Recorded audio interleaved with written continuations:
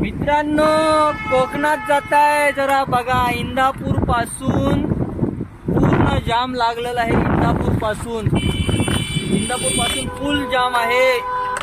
कोकणात जाताना विचार करा, विचारपूर्वक भाडी घ्या. सीएनजी च्या भरोशावरती राहू नका. सीएनजी भेटताना मुश्किल आहे, कारण फुल जाम आहे. हे जाम आपल्या इंदापूर पासून पूर्ण कुठपर्यंत जाम आहे आता बघावं लागेल मला, कारण मी इंदापूर पासून बघतो पूर्ण जामच आहे. तुम्ही बघू शकता व्हिडिओमध्ये. हे बघा